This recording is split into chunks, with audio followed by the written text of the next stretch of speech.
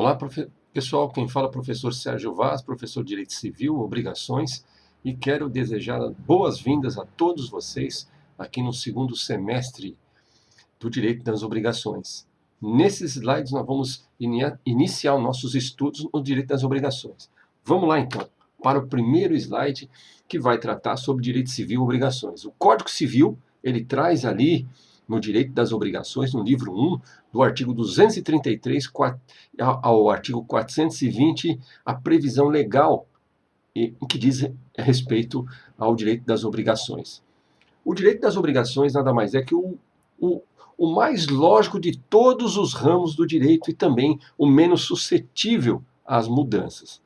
O primeiro conceito que eu trago para vocês, que está aí na tela, ele diz o seguinte: obrigação nada mais é do que a relação jurídica, pessoal e transitória em que o credor exige do devedor o cumprimento de uma determinada prestação.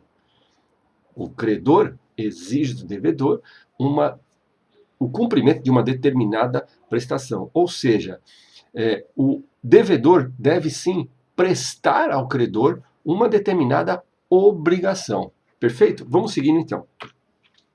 O conceito do professor Silvio Rodrigues é o vínculo de direito pelo qual alguém, sujeito passivo, se propõe a dar, fazer ou não fazer qualquer coisa, um objeto, né, em favor de outrem, o sujeito ativo. Isso, o conceito de obrigação nas palavras do professor Silvio Rodrigues. Cabe aqui apontar que Maria Helena Diniz e demais doutrinadores trazem inúmeros conceitos sobre o direito das obrigações. Perfeito? Vamos seguir, então, no próximo slide. Elementos das obrigações. Quais são os elementos das obrigações? O elemento subjetivo se divide em dois. Tanto o credor, o sujeito ativo, quanto o devedor, o sujeito passivo. É um elemento duplo, né? Vê-se que são duas as partes nas relações obrigacionais, né?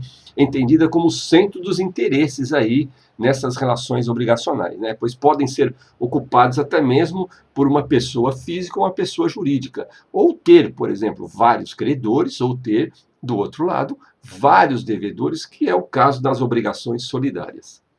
Vamos seguir um pouquinho. O elemento objetivo é o elemento imediato, consiste na conduta do devedor, ou seja, a prestação que poderá ser aí de maneira positiva ou negativa, no caso das obrigações negativas, né? O elemento mediato é o objeto da prestação, é a coisa, é a obrigação de dar e o serviço nas obrigações de fazer, tá? O objeto deve atender três requisitos básicos, no caso do direito às obrigações. O objeto, ele deve ser objeto lícito, possível e determinado ou determinável. Somente nesse caso aí, identificado pelo seu gênero, ok? Vamos seguir um pouquinho mais, né? Patrimonialidade. O que vem a ser isso? A prestação deve ser, no mínimo, economicamente mensurável ou deve haver pelo menos um determinado valor nessa prestação. Perfeito? Vínculo jurídico. Conceito dualista ou binário das obrigações, o primeiro chamado de débito e o segundo chamado de responsabilidade. Esse é o vínculo jurídico, né, que liga as partes na obrigação, na prestação, na obrigação. Perfeito. Fonte das obrigações. A fonte pode ser o contrato, ou seja, o contratante e o contratado. Declaração unilateral de vontade, também pode ser, ou um ato ilícito, por exemplo, aquele que causar um dano ao outro e fica obrigado a repará-lo. Então, as fontes diretas da obrigação, o contrato, a declaração unilateral de vontade, aquele que, por exemplo, numa confissão de dívida, se obriga, né, confessa a pagar determinado valor a outra pessoa, ou um ato ilícito, aquele que comete um ato ilícito, um acidente de trânsito, fica obrigado a reparar a pessoa pelos seus prejuízos causados decorrente da sua culpa, responsabilidade, assim por diante, ok? Vamos seguir um pouquinho aí. A obrigação natural, o conceito que eu trago aqui, também do professor Silvio Rodrigues, traz um elemento importante. Uma obrigação que não pode ser coercitivamente exigida pelo credor, mas que permite a retenção do que foi espontaneamente pago pelo devedor. Ou seja, essa é uma característica nas obrigações naturais, né? Não pode ser exigida coercitivamente pelo credor, mas que permite, quando ele tem essa possibilidade, o direito de retenção em relação ao devedor. Seguindo um pouquinho com os slides, fazendo um paralelo entre o direito das obrigações e o direito real, vamos aqui falar um pouquinho dos direitos reais, né? O direito real nada mais é do que traduzido do poder jurídico direto sobre de uma pessoa sobre a coisa. O direito real, ele é relativo à coisa. Já o direito das obrigações é relativo a um comportamento de uma pessoa que tem um comportamento de realizar uma prestação, que se obriga, né, a realizar uma prestação. No direito real, né, essa pessoa que tem um poder jurídico sobre a coisa submete em todos ou em alguns aspectos essa relação que ela tem direta com a coisa. Muito bem, para o seu exercício, prescinde-se de outro sujeito, né? Direito de propriedade, direito ao usufruto e assim por diante. Existe um dever geral de abstenção, assim como nos direitos da personalidade. Então, nos direitos reais, é o exercício, o poder da pessoa natural sobre a coisa. Perfeito? Ou até mesmo a pessoa jurídica sobre a coisa, né? Vamos lá. Característica dos direitos reais é a legalidade, taxatividade, publicidade, eficácia e aderência à coisa, né? Por exemplo, no caso de um bem hipotecado, ok? Seguindo um pouquinho mais adiante, tá? Distinções fundamentais entre direitos pessoais, o direito das obrigações e os direitos reais, né? Direito real é aquele que afeta a coisa direta e imediatamente, sobre todos ou sob certos respeitos, né? E a segue em poder de quem quer que a detenha.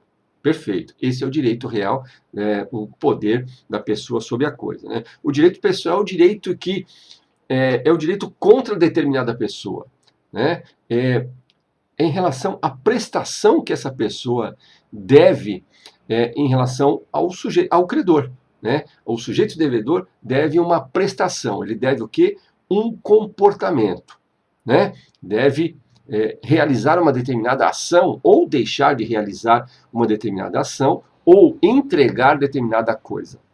Essa é a questão importante aí no direito das obrigações, tá? Vamos colocar aqui as figuras híbridas híbridas, né, das obrigações, como por exemplo a obrigação próprio terreno, aquela que vem atrelada à coisa, né? São obrigações chamadas mistas, né? As obrigações em geral, que se refere ao indivíduo que as contraiu, elas se transmitem automaticamente para o novo titular daquele direito, da coisa, que se relacionam. Por exemplo, obrigação de próprio terreno, a obrigação do adquirente de um bem hipotecado de saldar a dívida dele. Tem essa obrigação. Ele adquiriu o bem hipotecado, vem com ele a obrigação de pagar a dívida. A obrigação do condômino de pagar as dívidas condominiais. Por exemplo, eu adquiro um imóvel, sou obrigado a pagar o condomínio, porque ele vem atrelado à coisa. Perfeito? Outra obrigação próprio terreno é a obrigação que tem o condômino de contribuir para a conservação ou divisão do bem comum. Por exemplo, aqueles que os filhos recebem como herança um determinado bem indivisível, né? Recebendo esse bem indivisível, tem todos, né, a obrigação de contribuir para a conservação do bem comum. Ok? A obrigação que tem também o condômino de contribuir para a conservação ou divisão do bem comum, né? Essa importante consideração aí, ela sempre está atrelada à coisa e se transmite para os herdeiros de forma igualitária, tá? A obrigação do proprietário de um bem de pagar os tributos inerentes à coisa. Por exemplo, na aquisição de um veículo, eu tenho a obrigação de pagar as taxas de IPVA. Aquisição de um terreno, eu tenho a obrigação de pagar as taxas de IPTU e assim por diante. Então, a obrigação próprio terreno é aquela que vem atrelada à coisa.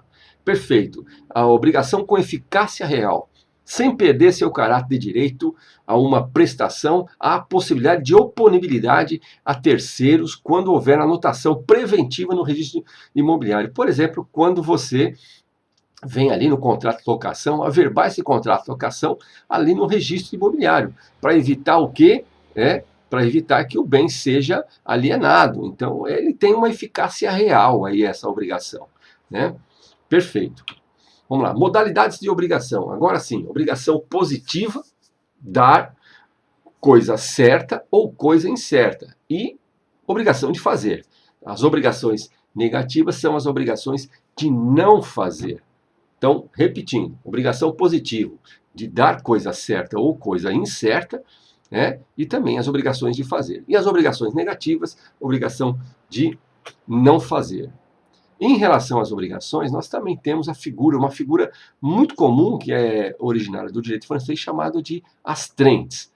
Nada mais é do que um mecanismo de coerção totalmente desvinculado da indenização por perdas e danos, né? Por meio do qual o juiz, de ofício ou a requerimento da parte, né, impõe que o réu pague uma soma em dinheiro no caso de um não cumprimento espontâneo de uma decisão ou de uma sentença, né, ou de uma obrigação determinada pelo juízo.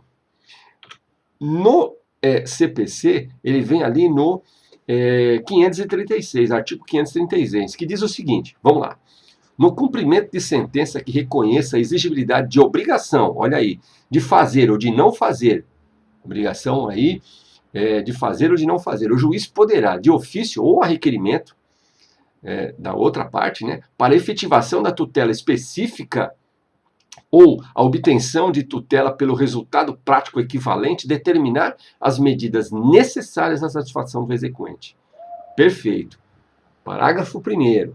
Para atender o disposto no caput, o juiz poderá determinar, entre outras medidas, a imposição de multa, a busca e apreensão, a remoção de pessoas e coisas, o desfazimento de obras e o impedimento de atividade nociva, podendo, caso necessário, requisitar o auxílio de força policial. Então, os astreintes, eles estão ali previstos no artigo 536 caput e parágrafo 1º do Código de Processo Civil. Vamos lá.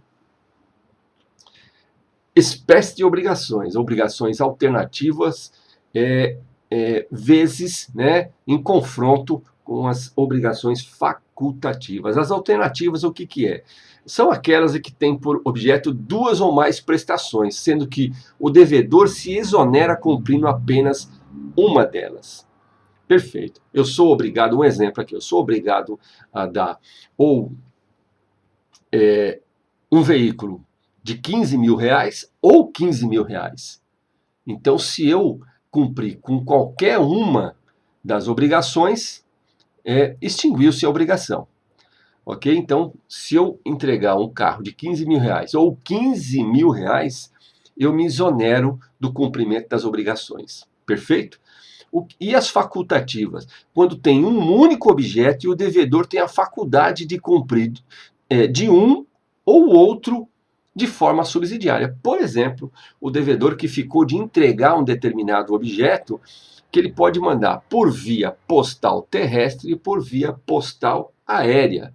Ele cumpre a obrigação se ele, facultativamente, ele exercer uma dos dois, mandando de forma terrestre ou mandando de forma aérea.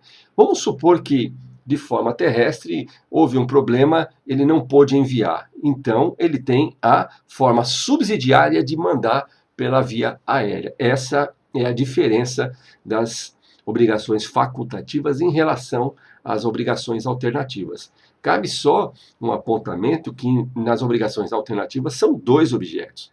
Nas obrigações facultativas é um objeto com a possibilidade de você realizar o cumprimento da obrigação de duas formas. Obrigação cumulativa, também chamada conjuntiva, são as que têm por objeto uma pluralidade de prestações que devem ser cumpridas conjuntamente. Então, eu tenho lá a obrigação de cumprir o pagamento de 10 parcelas. Então, ela é cumulativa, as que têm por a pluralidade de prestações. eu tenho que pagar a 1, a 2, a 3 e assim por diante, ok?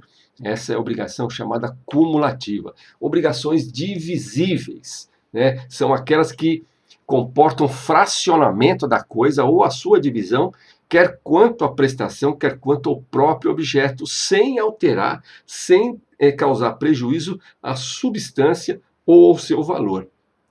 Eu não posso, por exemplo, admitir que fracionar um cavalo eu não vá perder a sua essência e o seu valor. Então, essa seria de entregar um cavalo uma obrigação indivisível. A divisível é aquela que cabe o fracionamento, por exemplo, o dinheiro, né?